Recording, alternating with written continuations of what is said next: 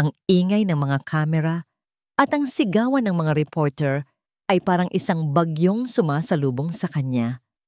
Ngunit si Don Rafael de la Vega ay nanatiling hindi natitinag. Nakatayo siya sa harap ng podium, isang tore ng kapangyarihan at yaman. Ngunit ang kanyang mga mata ay naglalaman ng isang kadilimang hindi kayang itago ng mamahaling suit o ng mga kumikinang na ilaw. Don Rafael, isang salita lang po para sa publiko. Anong susunod na hakbang ng De La Vega Corporation? Binaliwala niya ang lahat ng tanong. Tumingin siya ng diretso sa isang kamera na para bang kinakausap niya ang buong mundo. Huminga siya ng malalim at nang magsalita siya, ang kanyang boses ay malamig at matigas, ngunit may bahid ng desperasyon na bumabasag sa katahimikan. Hindi ang kumpanya ang mahalaga ngayon. Sandaling tumahimik ang lahat, nagulat sa kanyang sinabi, "Ang anak ko, si Santino, ay hindi pa rin nagsasalita. Ang bawat salita ay tila may bigat ng isang bundok. Kaya ngayon, sa harap ninyong lahat, ipinapangako ko. Pakakasalan ko ang sinumang babae na makapagpapabalik ng boses ng aking anak." Isang malakas na bulungan ang pumuno sa silid. Ang mga flash ng kamera ay sumabog na parang mga kidlat. Ngunit si Rafael de la Vega ay tumalikod na, walang pakialam sa kaguluhang nilikha niya. Para sa kanya, iisa lang ang mahalaga. Sa isang maliit at lumang apartment sa kabilang bahagi ng Maynila, ang ingay mula sa sirang telebisyon ay tila nanggagaling sa ibang mundo. Nakaupo si Isabela Santos sa gilid ng kanyang kama, hawak ang isang malamig na tasa ng kape. Ang balitang iyon, ang mukha ng bilyonaryong iyon, ay hindi niya pinapansin. Ngunit nang lumitaw ang isang larawan sa screen, bigla siyang natigilan.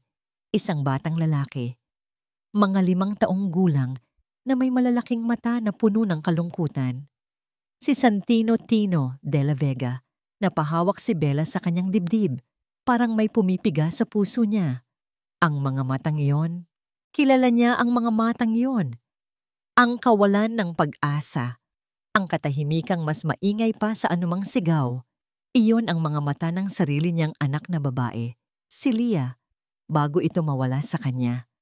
Biglang bumalik ang lahat ng sakit. Ang mga gabing walang tulog sa ospital, ang mga dasal na hindi tinugon, ang bigat ng isang maliit na kamay na dahan-dahang lumalamig sa palad niya. Isinara ni Bella ang kanyang mga mata, pilit na pinipigilan ang mga luhang nagbabadyang tumulo. 6 na buwan na ang nakalipas mula nang mamatay si Tino.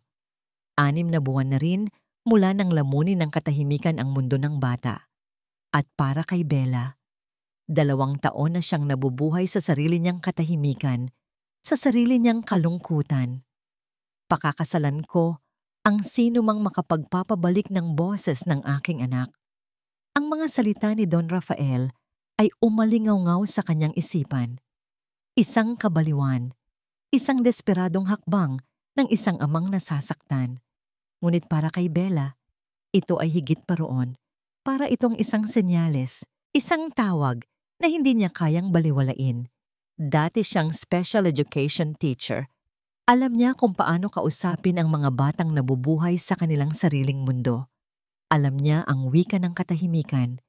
At sa pagtingin sa mga mata ni Tino, nakikita niya hindi lamang ang isang batang nangangailangan ng tulong, kundi isang pagkakataon. Isang pagkakataon para bigyan ng kahulugan ang sarili niyang sakit. Marahil, sa pagtulong kay Tino na mahanap ang kanyang boses, ay mahahanap din niya ang daan pabalik mula sa sarili niyang kadiliman. Kinuha niya ang kanyang lumang cellphone at nanginginig ang mga kamay na hinanap ang anunsyo. Hindi bilang asawa, hindi para sa pera, kundi bilang isang katulong, isang kasambahay. Anumang paraan para makapasok sa mundong iyon, sa Hacienda de la Vega, sa buhay ng batang iyon. Nang makita niya ang isang online posting para sa isang personal aid sa hacienda, hindi na siya nag-atubili. Ipinadala niya ang kanyang aplikasyon kasama ang isang maikling dasal. Makalipas ang 2 araw, isang tawag ang dumating. Ang Hacienda de la Vega ay mas malaki at mas nakakatakot kaysa sa kanyang inaasahan. Ang matataas na pader nito ay tila nagtatago ng hindi mabilang na mga lihim at ang malaking bakal na gate ay parang isang hangganan sa pagitan ng mundo ng mga buhay at ng mga anino ng nakaraan. Ang buong lugar ay nababalot ng bigat at katahimikan. Sinalubong siya ng isang matandang babae na nagpakilalang si Manang Fe, ang hepe ng mga kasambahay. Ang kanyang mukha ay seryoso at ang kanyang mga mata ay mapanuri. Isabela Santos? Tanong nito, habang tinitingnan siya mula ulo hanggang paa. Opo, ako po, sagot ni Bella, pilit nang ngumingiti. Ang interview ay maikli at direkta. Mga tanong tungkol sa kanyang karanasan, kung bakit niya gustong magtrabaho sa isang lugar na napakalayo. Sinagot ni Bella ang lahat ng may katapatan, maliban sa tunay na dahilan. Sinabi niyang kailangan niya ng trabaho na handa siyang matuto.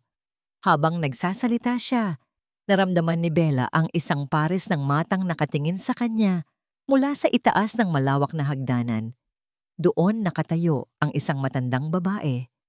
Nakasuot ng eleganteng bestida na may tindig ng isang reyna. Ang kanyang buhok ay perpektong nakaayos at ang kanyang mga alahas ay kumikinang, ngunit ang kanyang mukha ay kasing lamig ng marmol. Si Doña Elena Alcantara de la Vega, ang ina ng yumaong asawa ni Don Rafael, ang lola ni Tino. Hindi ito nagsalita. Tiningnan lang siya nito, isang tingin na puno ng paghamak at pagdududa. Agad na naramdaman ni Bella na hindi siya gusto ng matanda. Para sa kanya, si Bella ay isa lamang sa maraming oportunistang dumating dahil sa anunsyo ni Don Rafael. Sige na, maaari ka nang maghintay sa labas. Tatawagan ka na lang namin, sabi ni Manang Fe na malinaw na sumusunod lang sa utos na ipinahiwatig ng tingin ni Doña Elena. Tumango si Bella at dahan-dahang tumalikod. Habang naglalakad siya palabas, napatingin siya sa isang malaking bintanang salamin na nakaharap sa hardin. At doon, nakita niya siya. Nakaupo si Tino sa ilalim ng isang malaking puno ng akasya, mag-isa. May mga laruan sa paligid niya, ngunit hindi niya ito ginagalaw. Nakatingin lang siya sa kawalan. Ang kanyang mga mata ay walang buhay. Ang kanyang muka ay walang emosyon. Isang maliit na anghel na nawalan ng pakpak, nakakulong sa isang hardin na nagsisilbing kanyang hawla. Sa sandaling iyon, nawala ang lahat ng takot ni Bella. Napalitan ito ng isang matinding pagnanais na tulungan ng bata. Kailangan niyang makapasok sa bahay na ito. Kailangan niyang maabot si Tino. Nang gabing iyon, habang iniisip niyang wala na siyang pag-asa, tumunog ang kanyang cellphone, isang hindi pamilyar na numero. Isabela Santos, sabi ng isang boses sa kabilang linya. Si Manang Fe, magsimula ka bukas. 6:00 ng umaga, huwag kang mahuhuli. Isang alon ng pasasalamat at kaba ang bumalot kay Bella. Nagawa niya. Nakapasok siya. Ang kanyang unang gabi sa Hacienda de la Vega ay puno ng katahimikan, isang katahimikang nakakabingi. Ang kanyang kwarto ay maliit ngunit malinis, nasa bahagi ng mga katulong sa likod ng malaking mansyon. Mula sa kanyang bintana, tanaw niya ang madilim na hardin kung saan niya unang nakita si Tino. Sinubukan niyang matulog, ngunit ang kanyang isip ay puno ng mga plano at alalahanin. Paano niya sisimulan? Paano niya lalapitan si Tino nang hindi napapansin ni Doña Elena? Ilang oras siyang nakahiga sa dilim, nakikinig sa mga tunog ng gabi, ang huni ng mga kuliglig, ang kaluskos ng mga dahon sa hangin, at pagkatapos, narinig niya ito. Isang tunog na hindi dapat naroroon, mahina, ngunit malinaw. Isang pigil na pag-iyak. Napabangon si Bella, pinakiramdaman ng paligid. Ang tunog ay tila nanggagaling sa malayo, mula sa pangunahing bahagi ng mansyon. Isang tunog ng isang taong labis na nasasaktan, pilit na itinatago ang kanyang mga hikbi mula sa mundo. Dahan-dahan siyang lumabas ng kanyang kwarto at naglakad sa madilim na pasilyo, sinusundan ng tunog. Dinala siya nito sa isang pasilyo na may maraming pintuan. Ang pag-iyak ay tila nanggagaling sa likod ng isa sa mga ito. Isang pinto na nakakandado mula sa labas. Sino ang umiiyak sa loob ng isang kwartong nakakandado sa gitna ng gabi? Ang Hacienda de la Vega ay hindi lamang tahanan ng isang batang hindi nagsasalita. Mayroon pa itong ibang mga lihim, ibang mga kaluluwang nakakulong sa sarili nilang katahimikan. At si Bella ay nasa gitna na ngayon ng lahat ng ito. Ang opisina ni Don Rafael de la Vega ay ang kanyang kanlungan. Sa loob ng 4 na sulok na ito, ang lahat ay may lohika. Ang mga numero sa spreadsheets, ang mga blueprint ng mga itinatayong gusali, ang mga kontratang nagkakahalaga ng bilyon-bilyon. Ang lahat ay may solusyon. Ang lahat ay kontrolado niya. Ito ang eksaktong kabaligtaran ng buhay niya sa labas ng pinto. Sir Rafael, 8:00 na po ng gabi. Marang sabi ni Manang Faye mula sa pintuan, may dalang isang tasa ng mainit na tsa. Hindi pa po kayo naghahapunan. Hindi inalis ni Rafael ang kanyang tingin mula sa computer screen. Hindi ako gutom, Manang. Marami pa akong kailangang tapusin. Pero ang trabaho, sir, hindi nauubos. Si Tino po. Sa pagkarinig ng pangalan ng kanyang anak, isang bahagyang kirot ang dumaan sa kanyang dibdib. Isinara niya ang kanyang mga mata. Si Tino, ang nag-iisang problema na hindi kayang ayusin ng kanyang pera o kapangyarihan, ang buhay na patunay ng kanyang pinakamalaking kabiguan. Kumain na ba siya? Tanong niya. Ang boses ay walang emosyon. Opo, sir. Pinakain na po siya ng bagong katulong. Tumangulang si Rafael. Bagong katulong. Isa sa marami. Hindi niya maalala ang mukha nito. Para sa kanya, lahat sila ay pare-pareho lang. Mga anino na gumagalaw sa loob ng malaking bahay. Mga taong binabayaran niya para punan ang mga pagkukulang niya. Sige na, Manang. Magpapahinga na rin ako mamaya. Sabi niya. Isang kasinungalingan na pareho nilang alam. Narinig niya ang malungkot na pagbuntong hininga ni Manang Faye bago ito tuluyang umalis. Naiwan siyang muli sa katahimikan ng kanyang opisina kasama ang mga multo ng kanyang mga desisyon. Makalipas ang 1 oras, napilitan siyang lumabas para kumuha ng tubig. Habang naglalakad siya sa malawak na pasilyo, narinig niya ang mga boses mula sa sala. Ang matigas at makapangyarihang boses ng kanyang biyenan, si Doña Elena. Saan ka nagtapos? Anong karanasan mo sa pag-aalaga ng bata? Sa probinsya po, ma'am. Nag-alaga po ako ng mga pamangkin ko. Sagot ng isang mahinahong boses. Iyon siguro ang bagong katulong. Isabela, iyon yata ang pangalan. Pamangkin? Huwag mong ikumpara ang apo ko sa mga kung sino-sino lang. Alam mo ba kung sino ang mga De La Vega? Ang pamilyang ito ay may reputasyong dapat ingatan. Hindi kami basta-basta nagpapasok ng kahit sino sa pamamahay na ito. Sumilip si Rafael mula sa isang siwang. Nakita niya ang babae, si Bella, na nakayuko habang pinapagalitan ni Doña Elena. Nakatayo ito roon, payak sa suot nitong uniforme, tila isang munting ibon sa harap ng isang agila. Ngunit sa kabila ng pagyuko, mayroon siyang napansing hindi pangkaraniwan, isang katahimikan, isang katatagan. Hindi ito mukhang takot, bagkus ay matiisin. At isa pa, patuloy ni Doña Elena. Huwag na huwag kang lalapit kay Tino nang walang pahintulot mula sa kanyang therapist, si Dr. Pura, o sa akin. Malinaw ba? Opo, ma'am. Tumalikod na si Rafael, ayaw nang marinig ang iba pa. Sanay na siya sa pagiging strikto ni Doña Elena. Sa isang paraan, ipinagpapasalamat niya ito. Si Doña Elena ang nagpapanatili ng kaayusan sa bahay habang siya ay abala sa pagpapalimot sa sarili sa trabaho. Sa mga sumunod na araw, halos hindi napapansin ni Rafael si Bella. Nakikita niya itong naglilinis, nag-aayos ng hardin, tumutulong sa kusina. Laging tahimik, laging nasa isang sulok. Hindi ito katulad ng ibang mga aplikante na pilit na lumalapit sa kanya o kay Tino na may mga pekeng ngiti at halatang motibo.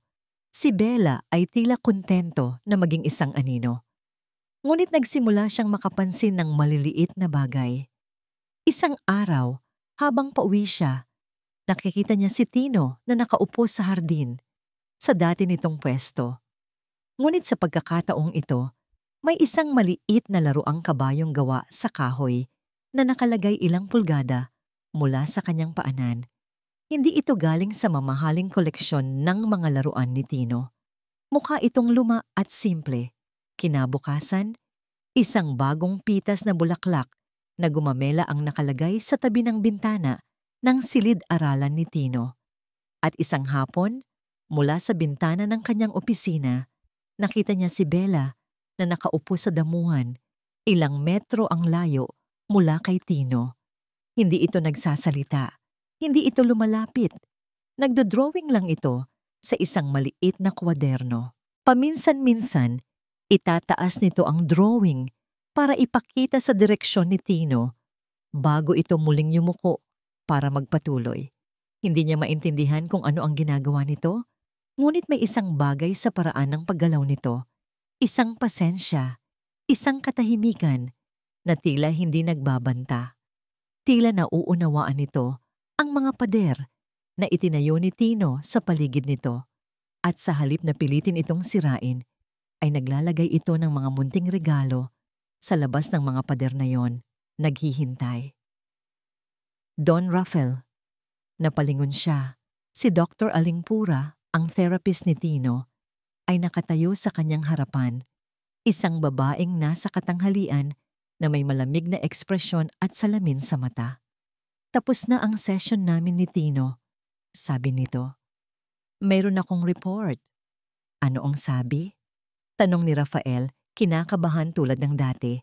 Binuksan ni Dr. Pura ang isang folder. Walang pagbabago, selective mutism, secondary to trauma, malala ang kaso niya. Patuloy ang ating cognitive behavioral therapy, ngunit kailangan nating maging realistiko. Ang ganitong mga kaso, minsan ay tumatagal ng maraming taon, minsan ay permanente. Ang bawat salita ay parang isang suntok sa sikmura ni Rafael. Permanente. Ang salitang yon ay umalingaw-ngaw sa kanyang isipan, isang hatol na kamatayan sa kanyang pag-asa. Walang ibang paraan? Sinusunod natin ang protocol, Don Rafael. Ito ang siyentipikong paraan. Anumang alternatibong pamamaraan ay maaaring lalo pang makasama sa kanya. Ang huling pangungusap ay tila may patama na para bang alam nito ang tungkol sa mga munting regalo sa hardin. Tumango si Rafael. Pakiramdam niya ay naubusan siya ng lakas. Ang ulat ni Dr. Pura ay isang pader na yelo. Winawasak ang anumang maliliit na pag-asa na nagsisimulang tumubo sa loob niya. Nang gabing iyon, hindi siya makatulog. Ang salitang permanente ay paulit-ulit na tumatakbo sa kanyang isip. Pakiramdam niya ay nalulunod siya. Nagpa siyang maglakad-lakad sa loob ng bahay. Ang buong mansyon ay tahimik, madilim. Napadaan siya sa playroom ni Tino. Ang pinto ay bahagyang nakabukas. Karaniwan, iniiwasan niya ang lugar na ito. Masyadong maraming alaala, masyadong masakit. Ngunit isang bagay ang nagtulak sa kanya na sumilip. Ang nakita niya ay nagpatigil sa kanyang paghinga. Nakaupo si Bella sa sahig, katapat ni Tino. Ang ilaw lamang ay nagmumula sa isang maliit na lampshade sa sulok na lumilikha ng mahahabang anino. Hindi nagsasalita si Bella. Sa halip, ang kanyang mga kamay ay dahan-dahang gumagalaw, sumasayaw sa hangin sa isang paraang hindi pamilyar kay Rafael. Puno ito ng kahulugan, puno ng emosyon, parang isang lihim na wika. Si Tino, na karaniwang nakatingin lang sa kawalan, ay nakatutok ang mga mata sa mga kamay ni Bella. Mayroong isang bagay sa mga mata ng kanyang anak na hindi pa niya nakikita sa loob ng 6 na buwan. Isang kislap, isang bakas ng interes. Pagkatapos, gumawa si Bella ng isang senyas. Itinuro niya ang kanyang dibdib, pagkatapos ay ang puso, at pagkatapos ay si Tino. At doon, nangyari ito. Isang bagay na napakaliit na kung hindi niya tinititigan, ay hindi niya mapapansin. Bahagyang itinaas ni Tino ang kanyang hintuturo.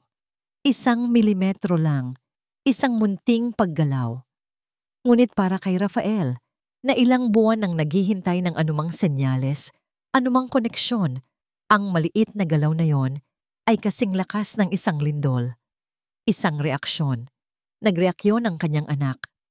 Isang alon ng pag-asa, isang bagay na matagal na niyang kinalimutan, ang biglang bumuhos sa kanyang puso. Mainit at nakakagulat. Ngunit kasabay nito, isang malamig na agos ng pagdududa ang humampas sa kanya. Sino ang babaeng ito? Paano niya nalaman ang wikang yon? Bakit niya ito ginagawa ng patago? Ito ba'y isang uri ng laro? Isang panlilin lang para makuha ang kanyang tiwala at ang kanyang pangako? Napaurong si Rafael mula sa siwang ng pinto. Ang kanyang puso ay naghahalo-halo sa pag-asa at hinala. Ang babaeng inakala niyang isang simpleng anino ay may hawak na isang susi. Isang susi na maaaring magbukas sa mundo ng kanyang anak. O isang susi na maaaring tuluyang sumira sa kanilang lahat. Para kay Isabela Santos, ang bawat araw sa Hacienda de la Vega ay isang maingat na pagsayaw sa pagitan ng pag-asa at pag-iingat. Ang pag-asa ay isinisilang sa bawat maliit na pag-usad sa pakikitungo niya kay Tino. Ang pag-iingat naman ay nagmumula sa laging mapanuring mga mata ni Doña Elena at sa misteryosong bigat na bumabalot sa buong pamamahay. Ang hardin ang naging kanilang munting mundo. Doon, malayo sa mga matang mapanghusga, sinimulan ni Bella na buksan ang isang bintana sa tahimik na mundo ni Tino. Hindi niya ito pinilit magsalita. Sa halip, kinausap niya ito sa wikang naiintindihan ng kaluluwa, ang wika ng mga kamay at ng puso. Isang umaga, habang mag-isa na namang nakaupo si Tino sa ilalim ng puno ng akasya, naupo si Bella sa damuhan, ilang talampakan ng layo sa kanya. Dahan-dahan, pinitas niya ang isang bulaklak ng gumamela. Ipinakita niya ito kay Tino, at pagkatapos ay maingat na ginawa ang senyas para sa bulaklak. Sa sign language, ang kanyang mga daliri ay nagsasara at nagbubukas na parang isang usbong. Walang reaksyon si Tino, ngunit hindi sumuko si Bella. Inulit niya ang senyas, mabagal, malinaw. Pagkatapos, kumuha siya ng isang maliit na bato at ginawa ang senyas para sa bato. Isang dahon at ang senyas para sa dahon, paulit-ulit, matiyaga. At pagkatapos ng tila isang kawalang hanggan, habang ginagawa ni Bella ang senyas para sa ibon, dahil sa isang maya na lumapag malapit sa kanila, may nangyari. Isang bahagyang paggalaw mula sa kamay ni Tino. Ang kanyang maliit na daliri ay gumalaw, na tila sinusubukang gayahin ang hugis ng isang lumilipad na ibon. Halos hindi ito kapansin-pansin at nawala rin agad. Ngunit nakita ito ni Bella, isang munting ng ngiti ang sumilay sa kanyang mga labi at isang mainit na agos ng tagumpay ang dumaloy sa kanyang dibdib. Ito na iyon, ang unang sinag ng liwanag sa mahabang kadiliman. Ngunit ang mga munting tagumpay na ito ay laging may kasamang anino. Ang mansyon mismo ay tila humihinga ng mga lihim. Sa kanyang mga gawain sa paglilinis, napapansin ni Bella ang mga bagay-bagay. Ang mga larawan ng yumaong asawa ni Don Rafael, si Carissa, ay nasa lahat ng dako. Isang magandang babae na may malungkot na ngiti. Ngunit sa silid-aklatan, sa isang sulok na puno ng alikabok, nakakita si Bella ng isang lumang photo album. Sa loob nito ay mga litrato ni Carissa na hindi nakadisplay. Mga litratong tila mas totoo. Nakatawa, nakasimangot, at sa isang larawan, mukha itong takot habang may kausap sa telepono. Sa likod ng huling larawan, may sulat kamay. Hindi niya ako titigilan. Sa tabi ng album, nakita niya ang isang maliit na leather-bound journal, ang diary ni Carissa. Karamihan sa mga entry ay tungkol sa kanyang pag-ibig kay Rafael at sa kanyang pananabik sa pagdating ni Tino. Ngunit ang mga huling entry ay kakaiba. Puno ito ng mga medical terms na hindi maintindihan ni Bella, mga pangalan ng gamot, at mga tanong na may maraming tandang pananong. Bakit mas mataas ang dosage na ito? Side effects, pagkalito, pananaginip, nangyayari sa akin lahat. Sabi ni Dr. Pura normal lang daw. Pero bakit parang may mali? Si Dr. Pura. Ang therapist ni Tino ay dati rin palang therapist ni Carissa. Biglang nanlamig ang pakiramdam ni Bella. Mayroong isang bagay na hindi magkakatugma. Ang tensyon ay lalong tumitindi tuwing hapunan. Ang mahabang mesa ay tila isang larangan ng digmaan. Si Doña Elena sa isang dulo, si Don Rafael sa kabila, at si Tino sa gitna, nasa kanyang sariling tahimik na mundo. Isang gabi, habang tinutulungan ni Bella si Manang Fe sa pagsisilbi, nagsalita si Doña Elena. Ang boses ay matalim. Narinig ko mula kay Dr. Pura na may ginagawa kang mga kung ano-anong senya-senya sa apo ko. Itigil mo yan. Hindi yan nakakatulong. Lalo lang niyang iisipin na katanggap-tanggap ang hindi niya pagsasalita. Napayuko si Bella. Ramdam ang titig ng lahat. Hindi po sa ganoon, ma'am. Ito po ay paraan para... Hindi ko tinatanong ang opinyon mo. Putol ni Doña Elena. Isa ka lang katulong. Gawin mo ang trabaho mo at hayaan mo ang mga eksperto na gawin ang sa kanila. Ang mga salita ay masakit, ngunit mas nasaktan si Bella para kay Tino na nakarinig ng lahat. Bago pa man siya makasagot, isang boses ang pumutol sa katahimikan. Elena, lahat ay napatingin kay Don Rafael. Bihira itong magsalita sa hapagkainan. Hayaan mo siya, sabi ni Rafael. Hindi nakatingin kay Bella, kundi sa kanyang biyenan. Wala namang masamang nangyayari. At least may sinusubukan siyang bago. Ang katahimikan na sumunod ay mas matindi. Si Doña Elena ay natigilan, ang kanyang mukha ay nagpakita ng pagkagulat at inis. Hindi na siya muling nagsalita sa buong hapunan. Nagpatuloy si Bella sa kanyang gawain, ngunit ang kanyang puso ay bumibilis. Ipinagtanggol siya nito.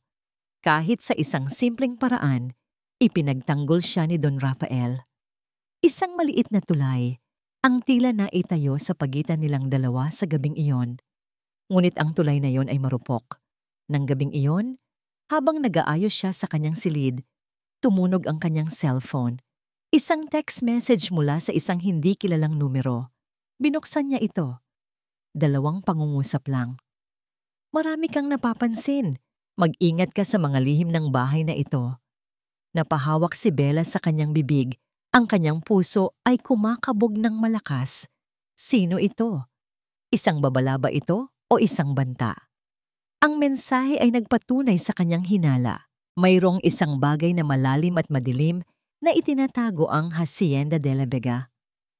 Habang si Bella ay binabagabag ng mensahe, sa kabilang bahagi ng mansyon, si Don Rafael naman ay hindi mapakali. Ang nakita niyang pagtatanggol kay Bella ay hindi niya plinano. Kusang lumabas sa bibig niya dahil sa loob ng ilang araw, palihim niyang inoobserbahan ng babae. Manang Fe, tawag niya sa matandang kasambahay habang nagtitimpla ito ng kape. Iyong si Bella. Anong masasabi mo sa kanya? Nagulat si Manang Fe sa tanong. Si Bella po, sir. Masipag naman po. Tahimik lang. Iyon lang? Nag-atubili ang matanda. Nakikita ko po siyang kinakausap si Tino.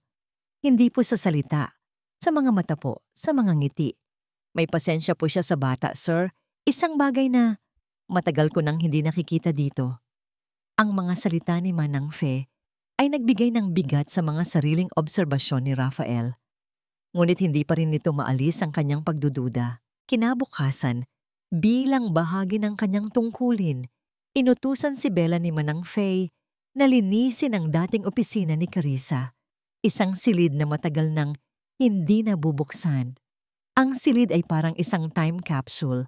Ang lahat ay nasa ayos, na para bang kararating lang ni Carissa at babalik anumang oras. May isang amoy ng lavanda at lumang papel sa hangin. Habang nag-aalis siya ng alikabok sa isang malaking estante ng libro, isang makapal na aklat ang aksidenteng nahulog. Sa pagpulot niya rito, isang sobre ang nahulog mula sa mga pahina nito. Luma na ito. Ang papel ay bahagyang naninilaw na. Ito ay isang liham, hindi pa nabubuksan. Ang nakasulat na address ng nagpadala ay mula sa isang sikat at mamahaling medical clinic sa Makati. Ang pangalan sa selyo ay kay Carissa de la Vega. Hinawakan ni Bella ang liham. Ang kanyang pulso ay tumitibok ng mabilis. Ano ang laman nito? Bakit ito itinago? Bakit hindi ito binuksan? Habang nakatitig siya sa sobre, isang malamig na pakiramdam ang biglang gumapang sa kanyang likuran. Isang pakiramdam na pamilyar. Ang pakiramdam na mayroong nanonood sa kanya. Dahan-dahan siyang lumingon. Wala siyang nakita. Ang pinto ng opisina ay nakasara pa rin. Ngunit ang pakiramdam ay hindi nawawala. Mas lumalakas pa ito. Tila may isang pares ng mata na nakatitig sa kanya mula sa mga anino, naghihintay, nagmamasid sa bawat galaw niya. Hawak niya sa kanyang kamay ang isang piraso ng nakaraan. At sa paggawa nito, tila ginising niya ang isang natutulog na panganib. Ang pagdududa ni Don Rafael de la Vega ay parang isang lason. Mabagal na kumakalat sa kanyang sistema. Ngunit ang pag-asa, gaano man kaliit, ay isang makapangyarihang panlunas. At ang pag-asa na yon ay may pangalan, Isabela. Araw-araw, mula sa bintana ng kanyang opisina, palihim niyang pinapanood ang tahimik na interaksyon sa pagitan ni Bella at ni Tino. Nakikita niya ang walang kapagurang pasensya ni Bella. Ang paraan ng pagsayaw ng mga kamay nito sa hangin para bumuo ng mga kwento na walang salita. At nakikita niya ang unti-unting pagbabago sa kanyang anak. Isang hapon, nasaksihan niya ang isang bagay na nagpatigil sa kanyang paghinga. Nasa hardin ang dalawa. Ginagawa ni Bella ang mga senyas para sa isang kwento tungkol sa isang agila na natutong lumipad. Ang kanyang mga kamay ay marahan na pumapagaspas, pagkatapos ay biglang lilipad pa itaas. Si Tino, na nakaupo sa damuhan, ay nakatitig. Ang kanyang mga mata ay sumusunod sa bawat galaw. At pagkatapos, sa dulo ng kwento, nang ang agila ay malaya nang nakalilipad sa kalangitan, isang munting na ngiti ang sumilay sa mga labi ni Tino. Hindi ito isang malaking ngiti.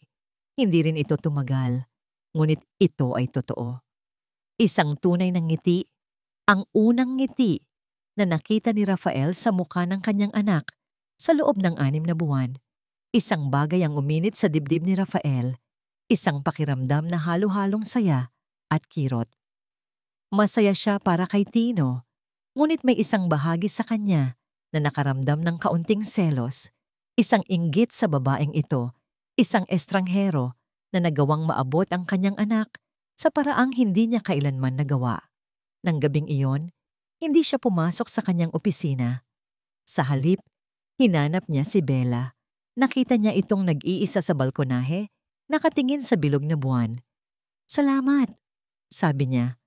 Ang kanyang boses ay tila kalawangin dahil sa bihirang paggamit sa labas ng trabaho. Napalingon si Bella, nagulat.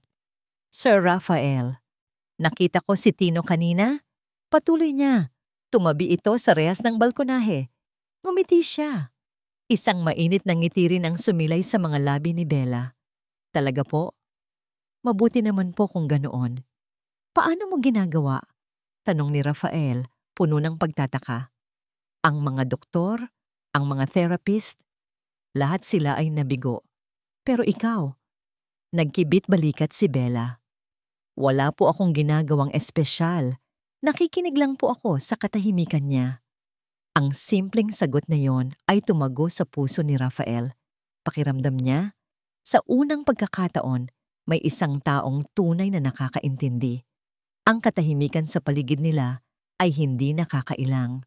Sa halip, ito ay puno ng mga hindi sinasabing salita. Ang asawa ko, si Carissa. Biglang sabi ni Rafael, hindi niya alam kung bakit niya binuksan ang paksa. Mahilig din siyang tumambay dito. Sabi niya, ang buwan daw ang pinakamahusay na tagapakinig. Naramdaman niya ang titig ni Bella, ngunit hindi siya nagsalita. Hinayaan lang siya nito. Minsan, iniisip ko kung ano ang nagawa kong mali. Pagpapatuloy ni Rafael, ang boses niya ay bahagyang nanginig. Masyado ba akong naging abala sa trabaho? Masyado ko bang binaliwala ang mga palatandaan? Ang sakit niya, dumating na lang na parang isang magnanakaw sa gabi. At pagkatapos, nawala na lang siya.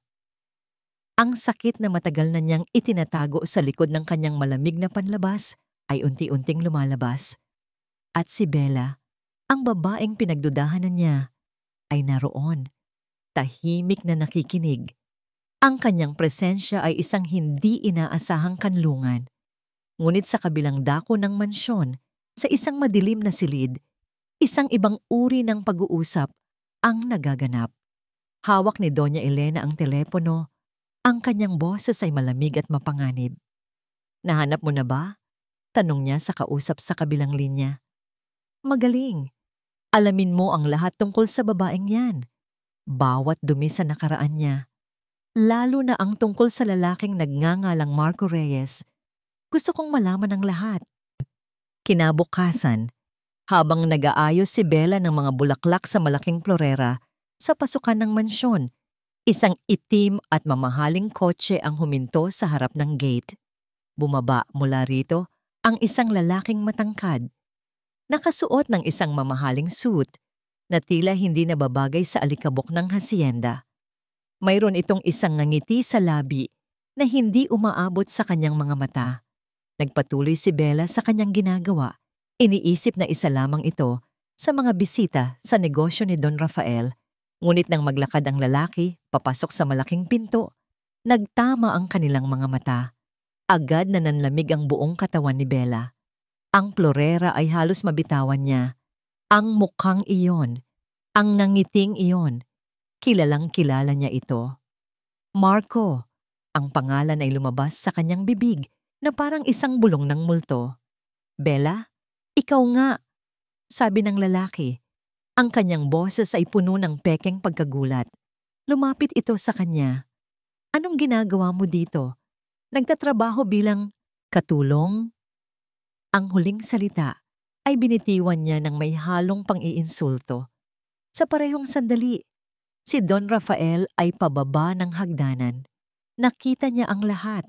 Ang pamumutla sa mukha ni Bella, ang takot sa mga mata nito, at ang paraan ng pagtinginan ng estranghero sa kanya. Isang tingin na tila nagmamay-ari. May kailangan ka? Tanong ni Rafael. Ang kanyang boses ay agad na naging malamig at may awtoridad. Humarap sa kanya si Marco. Inilahad ang kamay. Marco Reyes, at ikaw siguro si Don Rafael de la Vega. Isa akong matandang kaibigan ni Bella. Nagkataon lang na may business meeting ako malapit dito. Naisip kong dumaan. Tinanggap ni Rafael ang kamay nito, ngunit ang kanyang mga mata ay nanatiling nakatutok kay Bella na ngayon ay nakayuko at nanginginig. Isang matandang kaibigan? Kung ganoon, bakit mukhang nakakita ng multo si Bella? Sa buong araw, pilit na iniiwasan ni Bella si Marco. Ngunit ang lalaki ay tila isang anino na sumusunod sa kanya. Habang nagdadala siya ng mga linen sa isang pasilyo sa likod ng bahay, bigla na lang siyang hinila ni Marco sa isang sulok. Anong kailangan mo, Marco? Umalis ka na. Nanginginig na, sabi ni Bella. Umalis? Ngayon pa na nahanap na kita? Tumawa si Marco. Akala mo ba matatakasan mo ako? Matatakasan mo ang nakaraan natin? Wala na tayong nakaraan. Talaga ba? Inilapit ni Marco ang kanyang mukha. Paano ang tungkol sa kamatayan? At ang sikretong sabay nating ibinaon. Nakalimutan mo na ba yon, Isabela? Si Bella ay hindi makasagot. Ang takot ay tuluyang pumigil sa kanyang lalamunan. Ilang metro lang ang layo. Sa likod ng isang haligi, napatigil si Don Rafael. Papunta sana siya sa kusina nang marinig niya ang mga boses. Hindi niya sinasadyang makinig, ngunit ang mga salitang narinig niya ay tumusok sa kanyang tainga na parang mga punyal. Ang kamatayan at ang sikretong sabay nating ibinaon. Nakatayo siya roon, hindi makagalaw, habang ang mga salitang yon ay umuulit-ulit sa kanyang isipan. Ang babaeng nagpangiti sa kanyang anak, ang babaeng pinagsabihan niya ng kanyang mga sakit, ang babaeng nagsimulang maging liwanag sa madilim niyang mundo, ay may koneksyon sa kamatayan at sa isang lihim na inilibing. Ang lahat ng pag-asa na nagsimulang mamuo sa kanyang puso ay biglang gumuho, napalitan ng isang malamig, mapait na pagdududa. Sino ka ba talaga, Isabela Santos? Ang mga salita ni Marco ay parang isang kadena na muling pumulupot sa leeg ni Isabela Santos, humihila sa kanya pabalik sa isang nakaraan na pilit niyang tinatakasan. Ang kamatayan at ang sikretong sabay nating ibinaon. Nakatayo siyang mag-isa sa pasilyo, nanginginig, matagal pagkatapos umalis ni Marco. Ang bawat anino sa paligid ay tila nagkakaroon ng mukha. Ang bawat kaluskos ng dahon sa labas ay parang mga yabag na papalapit. Ang Hacienda de la Vega, na dati isang lugar ng pag-asa, ay biglang naging isang kulungan na puno ng mga multo. Ang pinakamasakit na multo ay ang pagbabago sa pakikitungo ni Don Rafael. Ang munting tulay na naitayo sa pagitan nila sa balkonahe ay gumuho at sa lugar nito ay isang pader na yelo ang itinayo. Kinabukasan, sinubukan niyang lapitan ito habang nagkakape ito sa kanyang opisina. "Sir Rafael," mahina niyang sabi mula sa pintuan. Tumingin ito sa kanya, ngunit ang init at pag-unawa na nakita niya noon sa mga mata nito ay wala na. Napalitan ito ng isang malamig at matalim na tingin. "May kailangan ka ba, Isabela?" Ang paggamit nito sa buong pangalan niya sa halip na Bella ay parang isang sampal. "Gusto ko lang po sanang magpaliwanag tungkol sa bisita niyo kahapon." "Hindi ko kailangan ng paliwanag mo," sabi nito. "Ang boses ay walang anumang emosyon. Ang personal mong buhay ay walang kinalaman sa akin. Ang mahalaga lang ay gawin mo ang trabaho mo. Ngayon, kung wala ka ng ibang sasabihin, marami pa akong ginagawa." Tumalikod ito at muling hinarap ang computer. Isang malinaw na senyales na tapos na ang usapan. Naiwan si Bella sa pintuan. Pakiramdam niya ay sinaksak siya ng paulit-ulit. Hindi na ito nagdududa, hinatulan na siya nito. Ang tiwalang sinimulan niyang kamtin ay naging abo sa isang iglap. Paano niya sasabihin ang katotohanan kung sa simula pa lang ay sarado na ang isip nito? Paano niya ipapaliwanag ang isang nakaraan na kahit siya mismo ay hirap na harapin? Ang tensyon sa pagitan nila ay parang isang lason na kumalat sa buong bahay, at ang unang nakaramdam nito ay si Tino. Ang munting ngiti na nakita ni Bella ay nawala. Ang kislap sa mga mata nito ay muling napalitan ng kawalan. Sa kanilang mga session sa hardin, si Tino ay naging mailap. Hindi na nito tinitingnan ang kanyang mga senyas.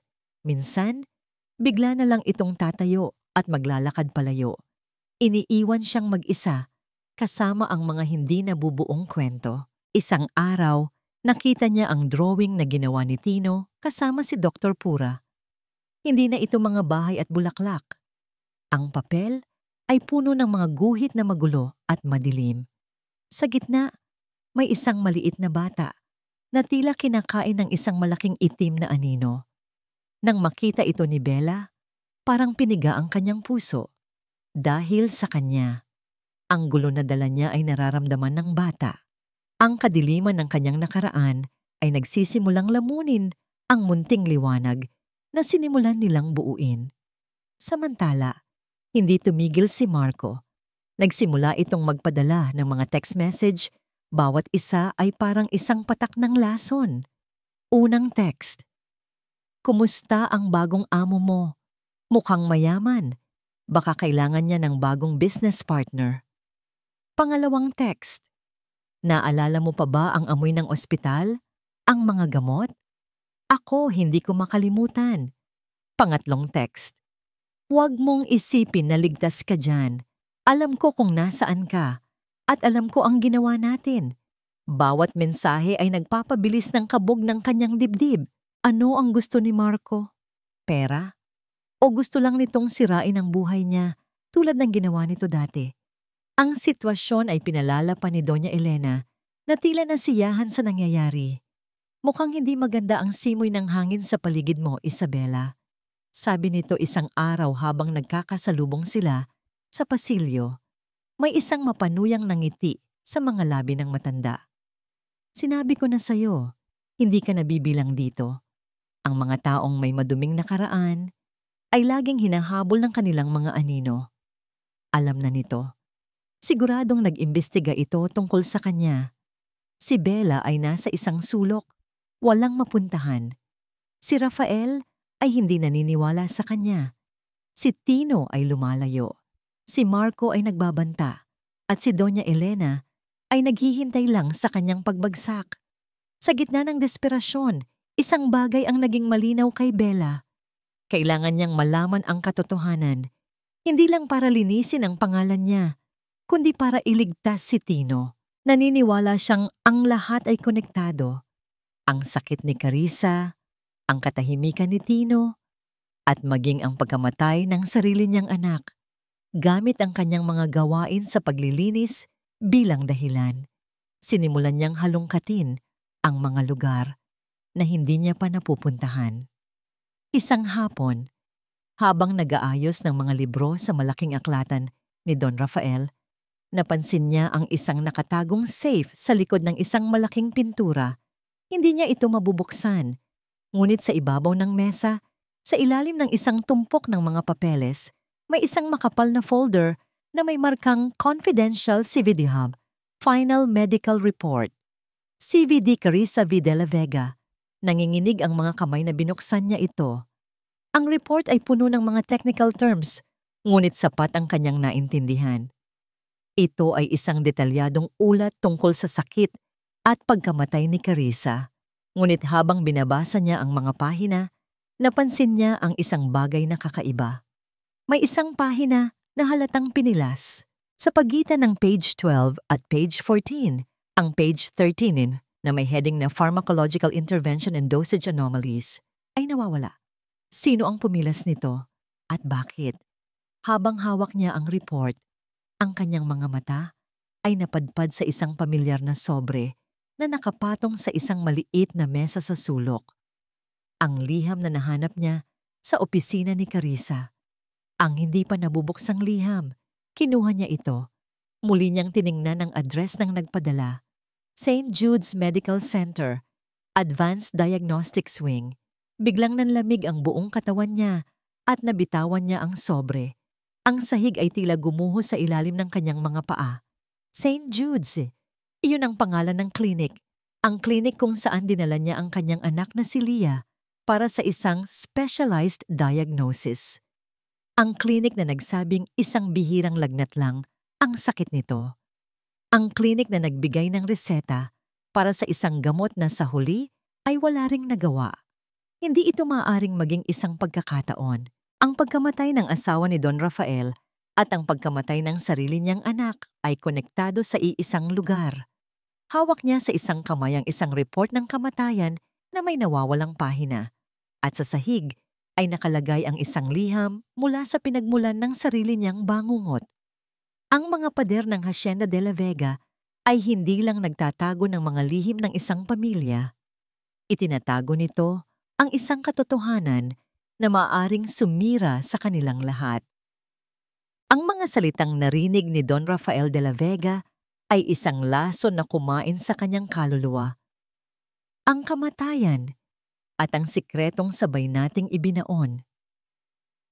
Ang mga salitang iyon ay umalingaw-ngaw sa kanyang isipan habang nakaupo siya sa dilim ng kanyang opisina. Ang baso ng mamahaling alak sa kanyang kamay ay hindi nagagalaw. Ang babaeng nagdala ng unang ngiti sa kanyang anak ay siya ring nagdala ng anino ng kamatayan sa loob ng kanyang pamamahay. Ang pagtataksil ay mas masakit kaysa sa anumang sugat. Hindi na siya ang nagdadalamhating asawa o ang desperadong ama.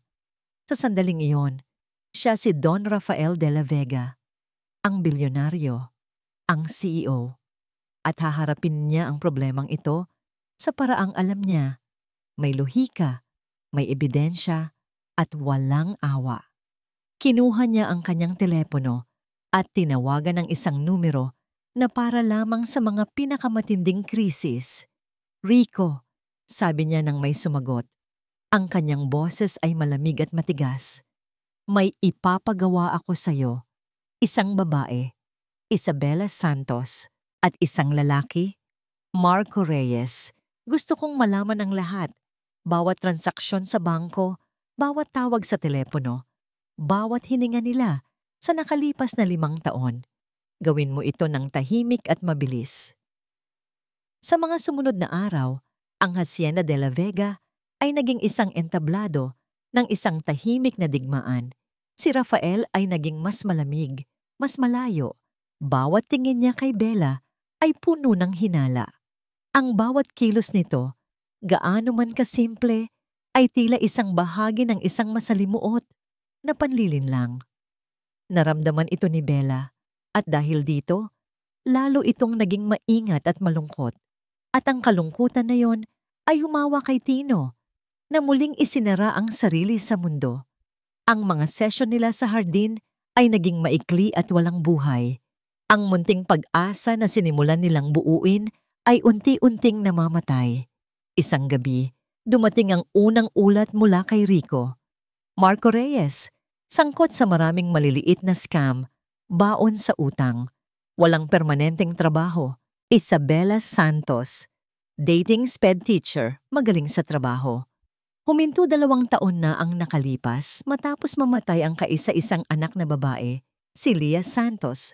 Cause of death: unspecified viral complications ayon sa death certificate. Napahinto si Rafael, isang anak. Namatayan siya ng anak. Ang impormasyong yon ay hindi tugma sa imahe ng isang oportunistang babae sa kanyang isipan.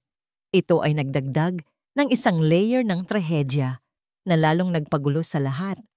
Bakit ang isang naglulukhang ina ay masasangkot sa isang lalaking tulad ni Marco? Makalipas ang 2 araw, muling tumawag si Rico. Sa pagkakataong ito, ang kanyang boses ay apurado. "Boss, mayroon tayong nakuha. Susundan ni Isabela Santos ang isang tao mamayang gabi, isang coffee shop sa Alabang. Hindi ito si Marco Reyes." "Sino?" "Hindi namin alam, sir. Pero mukhang importante. Gusto niyo po bang papuntahin ko ang mga tauhan ko?" "Huwag." Mabilis na sagot ni Rafael. "Ako mismo ang pupunta. I-text mo sa akin ang address. Manatili kayo sa malayo at i-record ang lahat." Nang gabing iyon, habang ang buong hacienda ay tahimik, si Rafael ay nakaupo sa loob ng kanyang kotse sa isang madilim na parking lot sa tapat ng isang maliit na coffee shop. Mula sa kanyang kinauupuan, kitang-kita niya si Bella na nakaupo sa isang mesa sa sulok. Mukha itong ninenerbiyos, laging tumitingin sa kanyang relo. Ilang sandali pa, isang lalaki ang pumasok at naupo sa tapat nito. Ang lalaki ay nasa mga 50 anyos, nakasuot ng simpleng polo shirt at may dalang isang lumang briefcase. Hindi ito mukhang mayaman o mapanganib. Mukha itong isang ordinaryong empleyado. Sa tenga ni Rafael ay may isang maliit na earpiece, konektado sa isang long-range microphone na itinutok ng mga tauhan ni Rico sa mesa ng dalawa. "Pasensya na kung natagalan ako," sabi ng lalaki. "Okay lang po, Sir Anton," sagot ni Bella. "May bago po ba?" "Wala pa rin, Bella. Mahirap kumuha ng kopya ng mga files mula sa St. Jude's. Masyadong mahigpit ang seguridad nila. Kumusta dyan sa loob?" Narinig ni Rafael ang pagbuntong hininga ni Bella. "Mahirap po. Nagdududa na si Don Rafael sa akin. At si Doña Elena, laging nakabantay. Natatakot po ako na baka wala akong mahanap na ebidensya." Napakunot ang noo ni Rafael. Ebidensya? Para saan? Kailangan mong mag-ingat, sabi ng lalaking nagngangalang Anton. Pero hindi tayo pwedeng sumuko.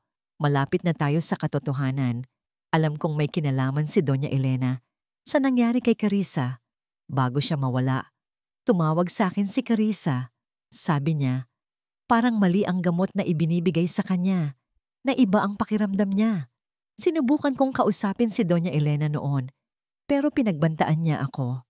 Napahawak si Rafael sa manibela, ang mga ugat sa kanyang kamay ay lumitaw. Ang hangin ay tila nawala sa kanyang mga baga. Si Antonio Reyes, ang pinagkakatiwalaang accountant at matalik na kaibigan ng kanyang yumaong asawa. At si Elena? Anong kinalaman ng biyenan niya rito? Ginagawa ko po ito para sa anak ko, sabi ni Bella. Ang kanyang boses ay basag at puno ng sakit. Kailangan kong malaman kung ang St. Jude's Clinic ang rare virus na sinabi nila at ang gamot na yon, kung sila rin ang dahilan kung bakit nawala sa akin si Leah. Sa sandaling iyon, ang lahat ng piraso ng puzzle ay biglang nagkabit-kabit sa isipan ni Rafael. Bumubuo ng isang imahe na napakapangit at nakakakilabot. Si Bella ay hindi isang manloloko. Hindi siya kasabwat ni Marco. Isa siyang biktima. Isang inang naghahanap ng hustisya, tulad niya. At siya, hinusgahan niya ito. Itinulak palayo. Ang target ng investigasyon ay hindi siya. Ang target ay ang sarili niyang biyenan. Si Doña Elena. Isang nagngangalit na galit ang umakyat mula sa kanyang sikmura. Galit kay Elena, galit sa St. Jude's, at higit sa lahat, galit sa kanyang sarili. Hindi na niya hinintay na matapos ang pag-uusap. Pinaandar niya ang kotse at pinaharurot ito pabalik sa hasyenda. Ang kanyang isip ay isang bagyo ng mga tanong at emosyon. Pagdating niya, hinanap niya agad si Bella. Naabutan niya itong papasok sa kanyang silid sa quarters ng mga katulong. Bella, tawag niya. Ang kanyang boses ay magaspang. Napalingon ito. Ang muka ay puno ng takot. Sir? Sa opisina ko. Ngayon din. Sa loob ng opisina, hinarap niya ito. Wala ng pader na yelo, wala ng malamig na paghamak. Ang naroon na lang ay isang desperadong pangangailangan para sa katotohanan. Narinig ko ang lahat, sabi niya. Walang paligoy-ligoy. Ang usapan niyo ni Anton, ang tungkol sa asawa ko, ang tungkol sa anak mo. Sabihin mo sa akin ang lahat, mula sa simula. Nakita niya ang gulat, pagkatapos ay takot, at sa huli ay pagsuko sa mga mata ni Bella. At nagsimula itong magkwento. Tungkol sa pagkamatay ni Leah, sa St. Jude's, sa paglapit ni Anton sa kanya, dahil alam nitong may koneksyon ang dalawang kaso at sa plano nilang pumasok siya sa hasyenda para maghanap ng katibayan. Habang nagsasalita si Bella, si Rafael ay nakatingin lang. Bawat salita ay isang dagdag na patunay sa isang katotohanang ayaw niyang tanggapin.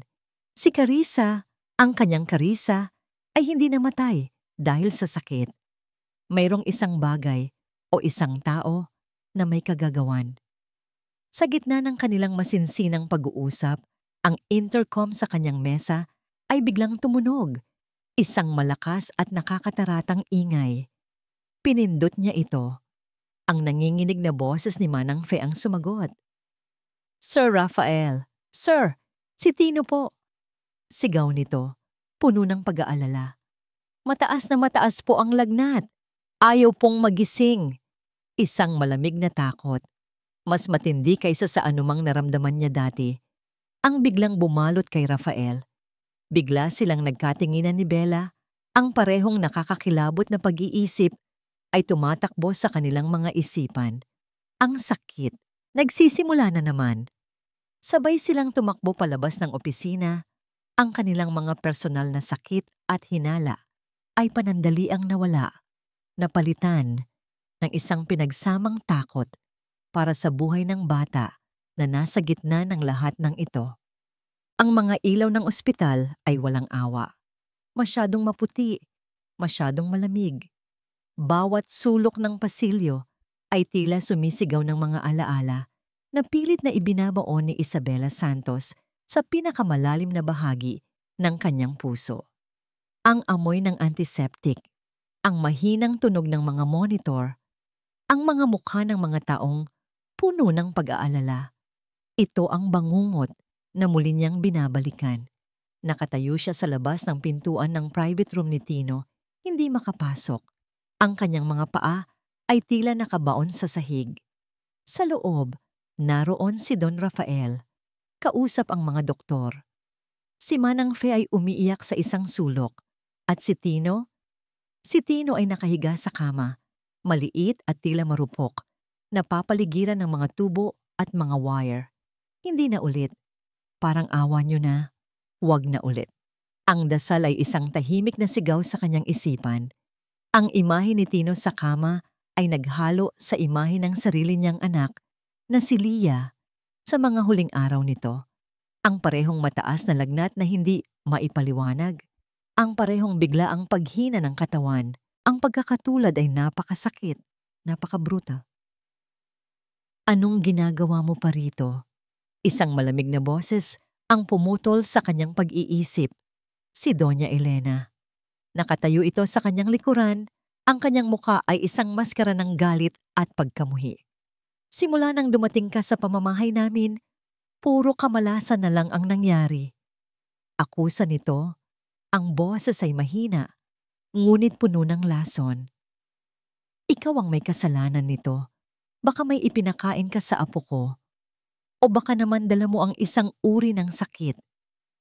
Ang mga salita ay tumusok kay Bella, ngunit hindi siya makasagot.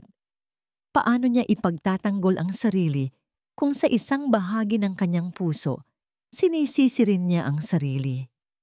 Baka ang gulo na dala niya ay nagdulot ng stress kay Tino na nagpalala sa anumang karamdaman na meron ito. Umalis ka na, utos ni Doña Elena. Hindi ka namin kailangan dito. Isa kang sumpa sa pamilyang ito. Sa sandaling iyon, bumukas ang pinto ng kwarto. Lumabas si Don Rafael. Ang kanyang mukha ay gusot sa pag-aalala. Ang kanyang mga mata ay pagod. Nakita niya ang eksena sa pagitan ni Bella at ng kanyang biyenan. Elena, tigilan mo na yan, sabi niya. Ang kanyang boses ay pagod. Rafael, apo, hindi mo ba nakikita? Ang babaeng ito ang problema. Paalisin mo na siya. Tumingin si Rafael kay Bella. Sa mga mata nito, wala na ang galit o pagdududa. Ang nakita niya ay isang uri ng pagod na pagsisisi. Ngunit bago pa man ito makapagsalita, si Bella na ang unang umatras. Aalis na po ako, sabi niya. Ang kanyang boses ay halos hindi marinig. Pasensya na po sa abala. Tumalikod siya, hindi na kayang tagalan ang mga tingin nila. Ang bawat hakbang palayo sa kwartong yon ay parang isang paglalakad sa ibabaw ng mga basag na salamin. Naupo siya sa isang upuan sa pinakadulo ng waiting area, kung saan walang gaanong tao. Doon, sa wakas, bumagsak ang mga luhang kanina pa niya pinipigilan. Umiyak siya hindi lang para kay Tino, kundi para na rin kay Lia. Umiyak siya para sa lahat ng mga inang nakaranas ng ganitong uri ng kawalan ng kapangyarihan, ng ganitong uri ng takot. Pakiramdam niya, talo na siya. Nawala ang tiwala ni Rafael. Ang pag-asa para kay Tino ay tila nauubos. At ang anino ni Marco at ng kanyang nakaraan ay lalong umiitim. Lahat ay nawala. All is lost. Ilang oras siyang nakaupo roon, nakayuko, habang ang mundo ay patuloy na umiikot sa paligid niya. Ngunit sa gitna ng kanyang pagluluksa, isang boses ang nagsalita sa kanyang isipan. Ang boses ng dati niyang sarili, ang guro, ang tagapag-alaga. Hindi ka pwedeng sumuko, hindi habang meron ka pang magagawa. Ang alaala ng nawawalang pahina sa medical report ni Carissa. Ang hindi pa nabubuksang liham mula sa St. Jude's. Ang mga huling entry sa diary. Hindi pa tapos ang laban. Tumayo siya, pinunasan ng kanyang mga luha. Ang kalungkutan ay napalitan ng isang desperadong determinasyon. Kung hindi niya kayang iligtas si Tino bilang isang kaibigan, ililigtas niya ito sa pamamagitan ng paghahanap ng katotohanan. Naglakad siya pabalik sa direksyon ng kwarto ni Tino. Hindi para pumasok, kundi para hanapin si Don Rafael. Nakita niya itong nakasandal sa pader. Ang kanyang mga kamay ay nasa kanyang buhok, mukhang talunan. Sir Rafael, tawag niya. Tumingala ito, nagulat na makita siyang muli. Kailangan kong malaman, sabi ni Bella. Ang kanyang boses ay matatag na ngayon. Ano ang sabi ng mga doktor? Ano ang diagnosis nila? Bumuntong hininga si Rafael. Hindi nila alam. Mataas na lagnat, dehydration. May nakikita silang abnormalities sa kanyang blood tests, pero hindi nila matukoy kung ano. Katulad ng nangyari kay Carissa sa simula. Ang mga gamot, mabilis na sabi ni Bella. Anong gamot ang ibinibigay nila sa kanya? Standard protocol lang para sa lagnat, paracetamol, antibiotics. Kailangan nating malaman ang lahat ng gamot na ibinigay kay Carissa noon, lalo na ang mga huling gamot na inireseta sa kanya. Kailangan nating ikumpara, giit ni Bella. Ang nawawalang pahina sa report, sigurado akong naroon ang sagot. Tumingin si Rafael sa kanya. Ang kanyang mga mata ay nagpapakita ng isang bagong kislap ng pag-asa. Paano natin gagawin yun? Ang mga records ay nasa St. Jude's at ang aking biyenan. Kailangan nating mahanap ang orihinal na report, sabi ni Bella. At kailangan nating mabuksan ang liham. Sa kanilang pag-uusap, isang pamilyar na anino ang dumaan sa dulo ng pasilyo. Pareho silang napatingin. Si Marco Reyes. Nakikipag-usap ito sa telepono, ang kanyang boses ay mahina at pasilip-silip ito sa paligid. Nang matapos ang tawag, naglakad ito papunta sa direksyon ng mga elevators. Ngunit bago ito makarating doon, isa pang tao ang lumabas mula sa isang sulok para salubungin ito. Si Dr. Alingpura, ang therapist ni Tino. Nagtago sina Bella at Rafael sa likod ng isang malaking halaman. Mula sa kanilang pinagtataguan, kitang-kita nila ang palitan ng isang sobre mula kay Marco papunta kay Dr. Pura. Hindi nila marinig ang eksaktong pinag-uusapan, ngunit ang mga salitang naaaninag nila ay sapat na para manindig ang kanilang mga balahibo. Binago na ang medical records. Malaking halaga. Gawin mo ng malinis. Tulad ng dati. Nang maghiwalay ang dalawa, si Dr. Pura ay naglakad pabalik na tila walang nangyari. Ngunit si Bella ay nakatingin sa sahig sa lugar kung saan sila nag-usap. May isang maliit na piraso ng papel na tila nahulog mula sa bulsa ni Marco. Naghintay siyang makalayo ang therapist bago niya ito mabilis na pinuntahan at dinampot. Ito ay isang resibo. Isang resibo mula sa isang pawn shop. Nakasangla. Isang mamahaling relos na may tatak ng De La Vega Corporation. Isang limitadong edisyon na ibinibigay lamang sa mga top executive ng kumpanya. At ang pangalan ng nagsangla, Marco Reyes. Ang relos na ito, bulong ni Rafael na sumunod sa kanya. Ito ang regalong ibinigay ni Carissa kay Dr. Pura para sa kanyang kaarawan, ilang linggo bago siya mamatay. Nagkatinginan sila at ang buong katotohanan ay sumabog sa kanilang harapan na parang isang bomba. Hindi ito kapabayaan, hindi ito pagkakamali. Ito ay isang sabuatan. At ang kanilang anak ay nasa kamay ng mga taong sangkot dito. Ang pagiging Don Rafael de la Vega ay hindi lamang tungkol sa yaman. Ito ay tungkol sa kapangyarihan. Ang kapangyarihang yumayanig sa mundo sa isang tawag lamang. At sa sandaling iyon, sa malamig na pasilyo ng ospital, habang hawak ang resibo na parang isang hatol, ang nagdadalamhating ama ay naglaho. Ang CEO, ang mandirigma, ang leon na nagtatanggol sa kanyang supling ang siyang pumalit. Manatili ka dito. Bantayan mo si Tino. Huwag mong iiwan, kahit anong mangyari. Utos niya kay Bella. Ang kanyang boses ay kalmado, ngunit may bigat ng bakal. Ako na ang bahala sa lahat. Tumango si Bella. Ang kanyang mga mata ay puno ng takot, ngunit mayroon ding determinasyon. Sa wakas, magkatuwang na sila sa laban na ito. Ang unang ginawa ni Rafael ay tawagan si Rico, ang kanyang pinagkakatiwalaang investigador. Rico, gusto kong mahanap mo si Marco Reyes. Ngayon din, itrack mo ang cellphone niya, ang credit card niya, lahat. At si Dr. Alingpura, ipa-background check mo ng husto. Gusto kong malaman kung sino ang mga kausap niya at saan napupunta ang pera niya. At higit sa lahat, kailangan ko ng access sa lahat ng security footage ng ospital na ito sa nakalipas na 2 oras. Walang pero-pero. Bilisan mo. Pagkatapos, pumasok siya sa kwarto ni Tino. Nakita niya ang kanyang anak, mahimbing na natutulog. Hindi alam ang panganib na nakapaligid dito.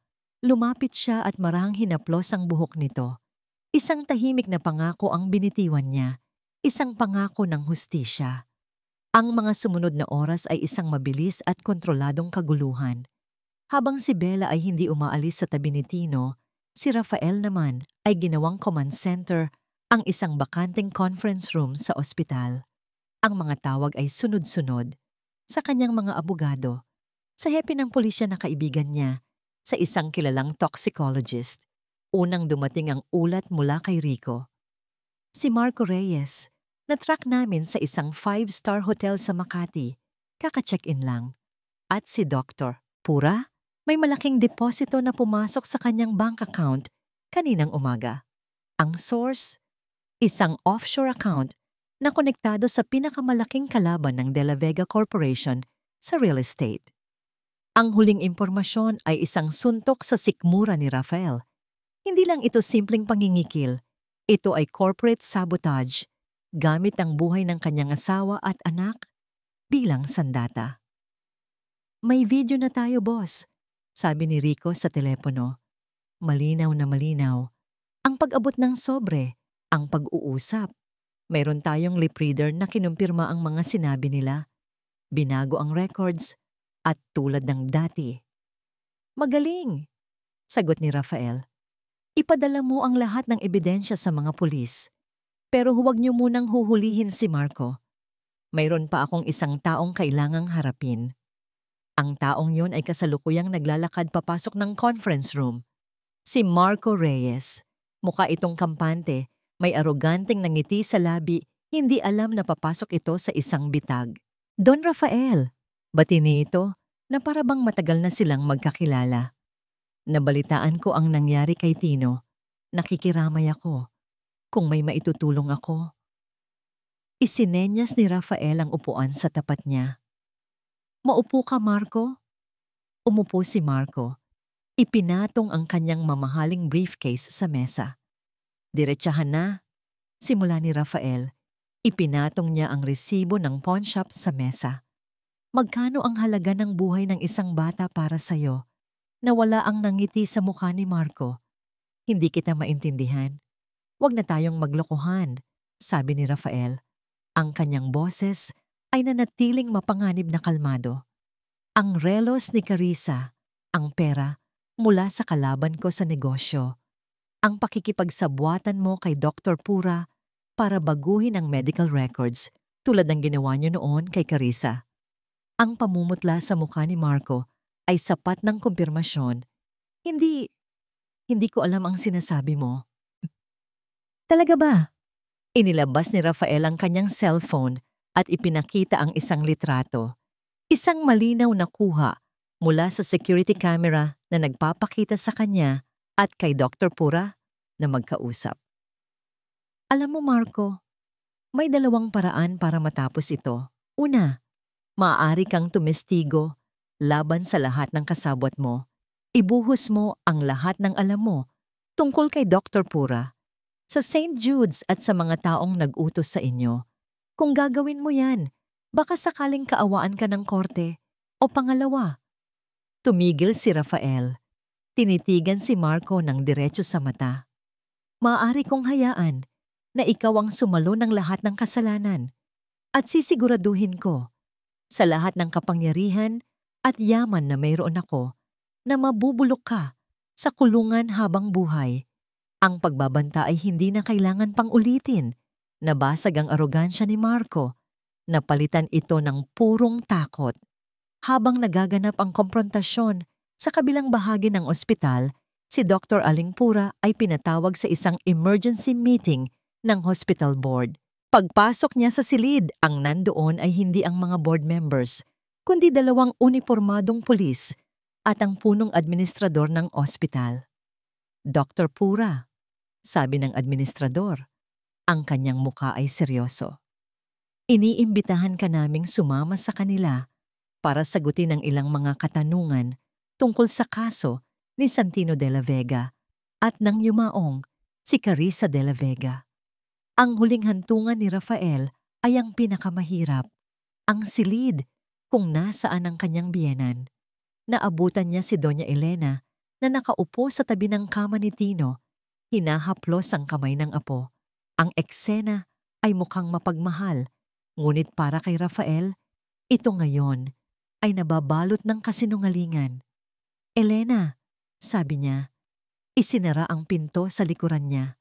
Tumingala ito, ang kanyang mga mata ay puno ng lungkot. Rafael, kumusta na siya? Huwag kang magkunwari na nag-aalala ka, sagot ni Rafael. Ang kanyang boses ay puno ng sakit at galit na pinipigilan. Napakunot ang noo ni Doña Elena. Anong ibig mong sabihin? Alam ko na, sabi ni Rafael. Alam ko na ang tungkol sa maling dosage ng gamot na ibinigay kay Carissa. Alam kong nalaman mo ito, pero itinago mo para protektahan ang pangalan ng pamilya. Alam kong ginamit ni Marco Reyes ang impormasyong yon para mangikil sa'yo. At alam kong hinayaan mo si Dr. Pura, ang parehong doktor na kasabwat noon, na manatiling malapit sa apo natin. Ang bawat salita ay isang akusasyon, isang dagok, na unti-unting sumisira sa matigas na depensa ni Doña Elena. Hindi. Ginawa ko lang yon para protektahan ka, para protektahan ang pamilya. Depensa nito, ang kanyang boses ay nagsimulang manginig. Isang pagkakamali lang yon ng doktor. Kung lumabas ang balita, isang eskandalo ang sasabog. Masisira ang pangalan natin. Pangalan? Halos isigaw ni Rafael. Ang pangalan ng pamilya ang mas mahalaga sa'yo kaysa sa buhay ng sarili mong anak? At ngayon, hinayaan mong mangyari ulit ito sa apo mo? Sa wakas bumagsak ang maskara ni Doña Elena. Napahagulhol ito, isang tunog ng isang taong tuluyang nawasak. Ang reyna ay nawalan ng korona. Ang kanyang mga desisyon na ginawa sa ngalan ng dangal ay nagdulot lamang ng kamatayan at kapahamakan. Sa gitna ng kaguluhan, isang mahinang ungol ang narinig mula sa kama. Pareho silang napatingin. Si Tino, gising na ito. Ang kanyang mga mata ay dahan-dahang bumubukas, malabo at nalilito. Tiningnan niya si Rafael, tiningnan niya ang kanyang umiiyak na lola. At pagkatapos, ang kanyang mga mata ay hinanap ang isang tao sa silid. Ngunit wala si Bella roon. Sinunod nito ang utos ni Rafael na manatili sa labas. Tiningnan ni Tino ang lahat, ang mga mukha ng mga taong pinagmulan ng kanyang sakit at katahimikan. At pagkatapos, sa kabila ng lagnat, sa kabila ng pagkalito, ang kanyang mga labi ay bahagyang bumuka. Ngunit wala pa ring lumabas na salita. Isinara na lang niya muli ang kanyang mga mata, na para bang ang bigat ng mundo ay masyadong mabigat para sa kanya. Nakatayo si Isabela Santos sa labas ng pintuan. Ang kanyang puso ay isang tambol na walang tigil sa pagpukpok. Dinig niya ang lahat mula sa loob, ang galit sa boses ni Don Rafael, ang basag na pagtatanggol ni Doña Elena, at sa huli, ang hagulhol ng isang matandang babae na sa wakas ay hinarap ang mga multo ng kanyang mga pagkakamali. Ang bawat salita ay isang piraso ng isang masalimuot na kwento ng sakit at panlilinlang. Ngunit para kay Bella, iisa lang ang mahalaga, si Tino. Nang marinig niya ang mahinang ungol ng bata mula sa loob, pakiramdam niya ay sasabog ang kanyang dibdib. Gusto niyang pumasok, gusto niyang tumakbo sa tabi nito, ngunit pinigilan niya ang sarili. Ito ay isang sandali para sa pamilya, isang masakit na pagtutuos na kailangan nilang harapin. Ilang sandali pa, bumukas ang pinto. Lumabas si Don Rafael. Ang kanyang mukha ay pagod na pagod. Ngunit ang matinding galit sa kanyang mga mata kanina ay napalitan ng isang malalim na kalungkutan. Sa likuran niya, nakita ni Bella si Doña Elena na nakaupo sa isang silya, nakayuko. Ang kanyang mga balikat ay nanginginig sa tahimik na pag-iyak. Talo na ito. Gising na siya, sabi ni Rafael. Ang kanyang boses ay mahina. Pero natulog din ulit. Tumango si Bella. Pwede ko po ba siyang makita? Hindi sumagot si Rafael. Sa halip tumabi lang ito para bigyan siya ng daan. Ang kilos na yon ay mas malakas pa sa anumang salita. Isa itong paanyaya. Isang pagtanggap. Dahan-dahang pumasok si Bella sa kwarto. Ang hangin ay mabigat, puno ng mga hindi sinasabing salita at mga luhang natuyo. Nilapitan niya ang kama ni Tino. Ang bata ay natutulog, ngunit ang kanyang paghinga ay tila mas panatag. Ang lagnat nito ay tila bahagyang bumaba.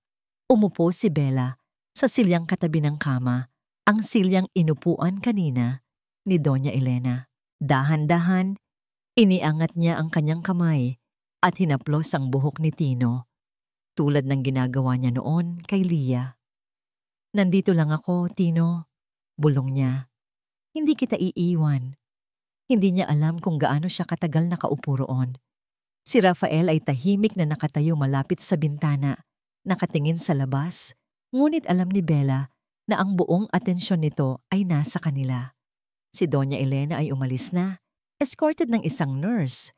Ang kanyang pag-alis ay kasing tahimik ng isang multo. Ang mga balita tungkol sa pag-aresto kay Marco Reyes at Dr. Aling Pura ay kumalat na sa ospital. Ang eskandalo na pinilit itago ni Doña Elena ay sumabog na, ngunit sa paraang hindi niya inaasahan. Ngayon, ang pangalan ng De La Vega ay hindi na bahiran ng dumi, kundi ng simpatiya. Sila ang mga biktima. Bella, napalingon siya kay Rafael. Ito ang unang pagkakataon na tinawag siya nito sa pangalan na may lambing. Walang bahid ng pagdududa. Salamat, sabi nito. Kung hindi dahil sa'yo. Hindi nito natapos ang sasabihin. Pareho lang po nating gustong malaman ang katotohanan, sagot ni Bella. Higit pa roon ang ginawa mo, sabi ni Rafael. Lumapit ito sa kanya. Tinulungan mo si Tino sa paraang hindi ko nagawa. Binigyan mo siya ng isang bagay na hindi kayang bilhin ng pera ko. Pag-unawa, pasensya. Huminto ito at nang muli itong magsalita, ang kanyang boses ay puno ng pagsisisi. At patawarin mo ako sa hindi ko pagtitiwala sa'yo. Tumingin si Bella sa kanya at sa mga mata nito, nakita niya hindi ang isang makapangyarihang bilyonaryo, kundi isang lalaking nasaktan, isang amang natakot, isang taong nagkamali. Tumango siya. Ang pagpapatawad ay hindi na kailangan pang sabihin. Sa sandaling iyon, muling gumalaw si Tino. Dahan-dahan nitong iminulat ang kanyang mga mata. Sa pagkakataong ito, mas malinaw ang mga ito. Una niyang tiningnan ang kanyang ama. Pagkatapos, ang kanyang mga mata ay napunta kay Bella. Isang maliit na kamay ang gumapang mula sa ilalim ng kumot at hinawakan ng kamay ni Bella na nakapatong sa kama. Ang hawak ay mahina, ngunit para kay Bella, ito ang pinakamabigat na bagay sa buong mundo. Tino, mahinang sabi ni Bella. Ang kanyang mga mata ay nagsimulang mamasa. Biglang bumukas ang pinto. Pumasok ang isang nurse. Hindi alam ang bigat ng sandali. "Excuse me po, oras na po para sa gamot ni..." Hindi natapos ng nurse ang kanyang sasabihin. Dahil sa pagbukas ng pinto, isang anino ang nabuo sa sahig. At ang aninong yon ay nagpagising sa isang trauma sa isipan ni Tino. Ang kanyang mga mata ay nanlaki sa takot. Muli niyang nakita ang mga anino ng mga doktor, ang mga anino ng mga taong hindi niya maintindihan, ang mga anino ng gabi kung kailan nawala ang kanyang ina. Nagsimula itong manginig. Ang hawak nito sa kamay ni Bella ay humigpit. Isang tunog ang lumabas sa kanyang lalamunan. Isang tunog ng purong takot. "Shh, Tino, nandito lang ako," sabi ni Bella. Hinigpitan din ang hawak sa kamay nito. "Ligtas ka! Walang mananakit sa'yo." Tumingin si Tino sa nurse. Pagkatapos ay kay Bella. Pagkatapos ay sa kanyang ama. Ang kanyang mga mata ay nagtatanong, humihingi ng tulong. At pagkatapos, sa gitna ng kanyang takot, sa gitna ng kaguluhan, isang bagong determinasyon ang lumitaw sa kanyang mukha.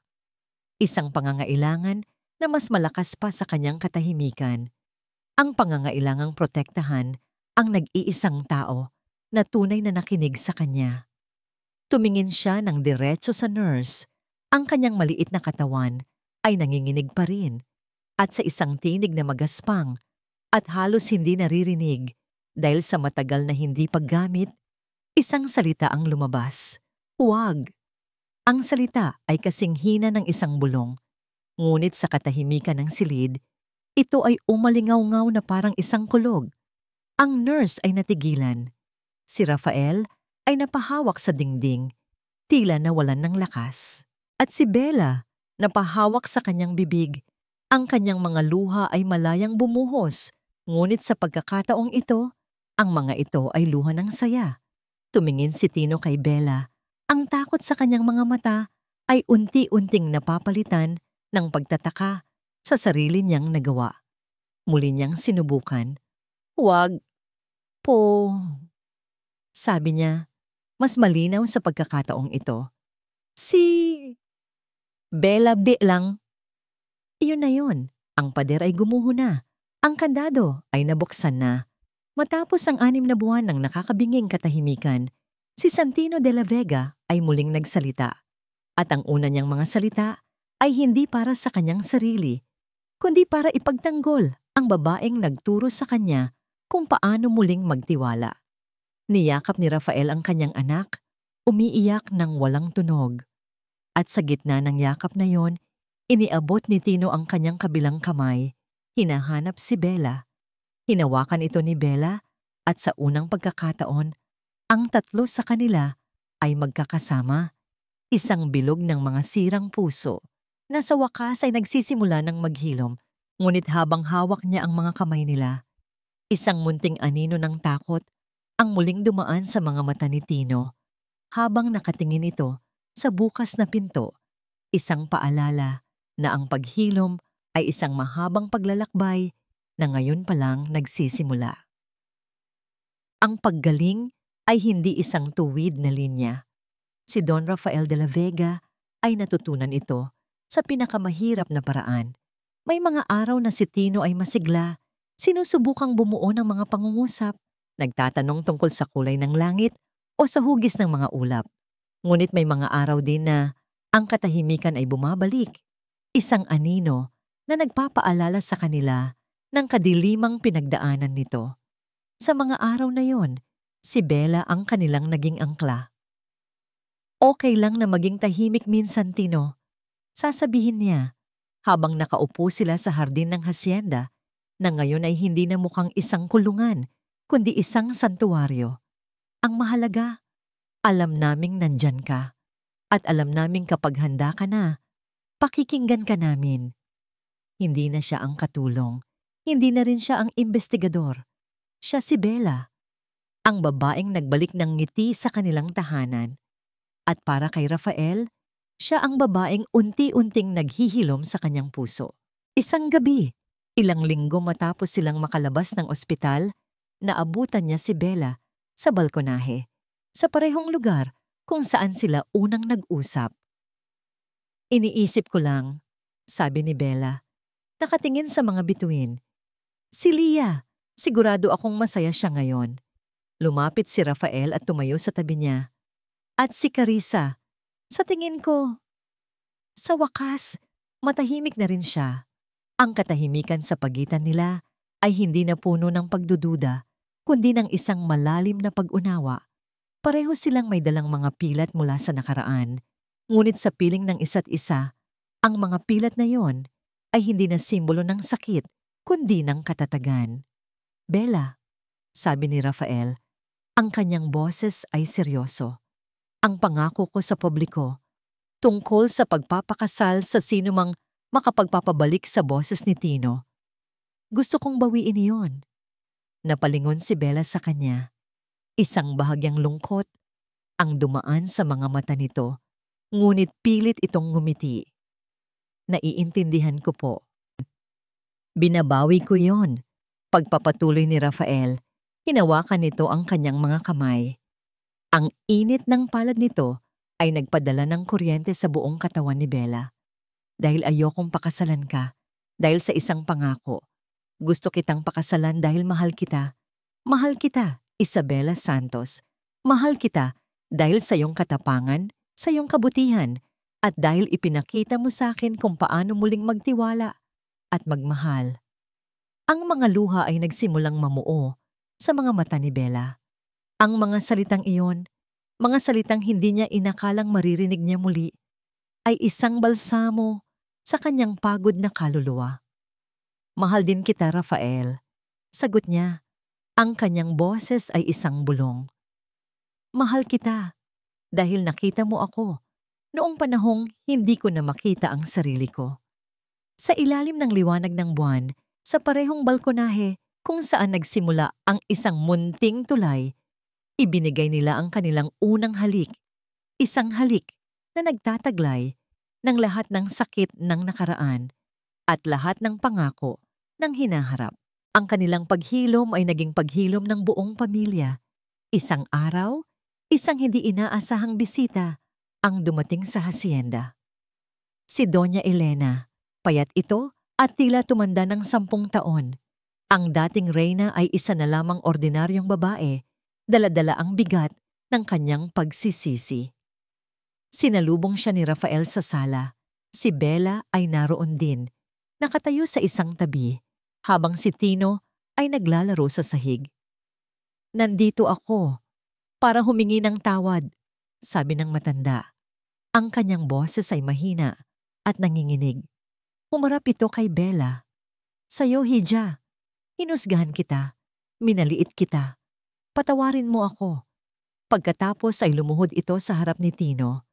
Ang apo, na dati kinatatakutan ng kanyang presensya, ay napatigil sa paglalaro at tiningnan lang siya. At sa'yo, apo ko, sabi ni Doña Elena, habang ang mga luha ay malayang dumadaloy sa kanyang mga pisngi. Patawarin mo si Lola sa hindi ko pag-aalaga sa'yo ng tama. Ang takot ko ang nagbulag sa akin. Patawarin mo ako, Tino. Si Tino ay tumingin sa kanyang lola. Pagkatapos ay sa kanyang ama at kay Bella. Dahan-dahan, lumapit ito sa matanda. Hindi ito nagsalita. Sa halip, iniangat nito ang kanyang maliit na kamay at marahang pinunasan ang mga luha sa pisngi ni Doña Elena. Ang simpleng kilos na yon ay isang pagpapatawad na mas malakas pa sa anumang salita. Ang kasal ni Rafael at Bella ay hindi isang malaking selebrasyon. Ito ay isang simple at pribadong seremonya sa hardin ng Hacienda de la Vega, sa ilalim ng puno ng akasya kung saan nagsimula ang lahat. Ang mga bisita ay iilan lamang, si Manang Fe, si Anton, at ilang malalapit na kaibigan. Ang pinakamahalagang panauhin, siyempre, ay si Tino, ang kanilang best man, na buong pagmamalaking hawak ang mga singsing. Habang nagpapalitan sila ng kanilang mga pangako, isang ibon ang lumapag sa isang sanga sa itaas nila at nagsimulang humuni. Napangiti si Bella. Ito ay parang isang senyales mula sa itaas, isang pagbati mula kay Leah. Makalipas ang isang taon, ang Hacienda de la Vega ay hindi na isang lugar ng kalungkutan. Ang mga pasilyo nito ay puno na ng tawanan. Ang malaking hardin ay naging isang palaruan. Isang hapon, habang papalubog ang araw, nakaupo sina Rafael at Bella sa isang duyan sa dalampasigan, malapit sa isang bagong beach house na ipinatayo nila.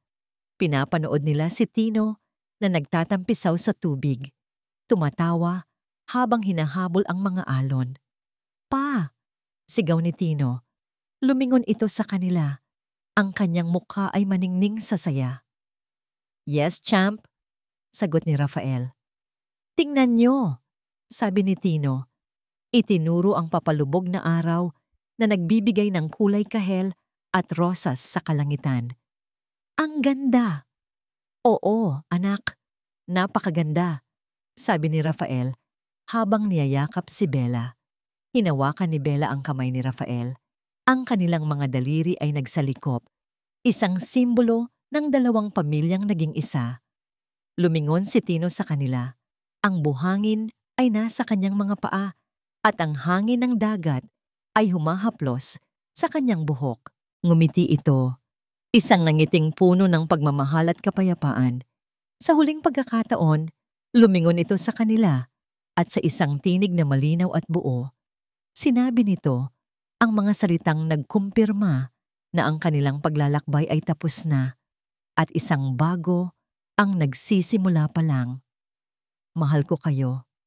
At sa paglubog ng araw, ang tatlo sa kanila ay nanatili roon, isang pamilyang binuo hindi ng dugo, kundi ng mga sirang piraso na pinagdugtong ng pag-ibig, pagpapatawad, at ng hindi natitinag na kapangyarihan ng pag-asa. At dito nagtatapos ang kwento ni na Rafael, Bella at Tino. Mula sa kaibuturan ng aking puso, maraming salamat sa inyong pagsama sa amin sa bawat kabanata, sa pagsubaybay sa kwento ng pag-ibig, pag-asa at paghilom. Ang pagsulat ng kwentong ito ay isang paglalakbay din para sa akin. May mga pagkakataong napangiti ako sa kanilang kilig. May mga sandaling halos madurog ang puso ko sa kanilang mga pagsubok at may mga luhang pumatak kasabay ng kanilang mga tagumpay.